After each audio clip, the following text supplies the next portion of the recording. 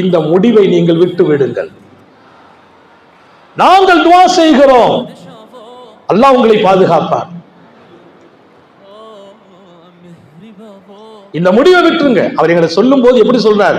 அடுத்த வாரம் ஹஜ்ரத் என்னுடைய மௌத்து செய்தி வரும், நீங்க ஜனாசா தொலை வைக்கணும். அடுத்த வாரம். அவர் வயசு எத்தனைங்கிறீங்க? 50 வயசு. ஒரு பெரிய வசதியோடு வாழ்ந்தவர் இன்னைக்கு முடங்கி இருக்கிறார். சத்தம் போட்ட துன்யாவுல தான் கஷ்டப்படுறீங்க, மறுமையிலையுமா கஷ்டப்படணும்? தற்கொலை பண்ணியாச்சுன்னா மர்ம நஷ்டமா போயிடும், நரகத்துக்கு போயிடுவீங்களே. வாழ்க்கையில கஷ்டங்களை எதிர்கொள்ள தெரியணும்.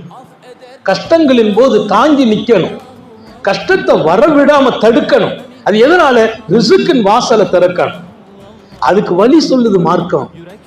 தாய்மார்களுக்கும் சொல்கிறேன், கடன் இல்லாத வாழ்க்கையை அல்லாஹ் தருவானாக, சுமை இல்லாத வாழ்க்கையை தருவானாக, வறுமை இல்லாத வாழ்க்கையை தருவானாக, தரித்திரம் இல்லாமல் பாதுகாப்பானாக. ரிசுக்கின் வாசல் திறப்பதற்கு 4 காரியம் என்றார்கள் அல்லாமா இப்னுல் கய்யூம். அந்த 4ஐயும் செய்யுங்க.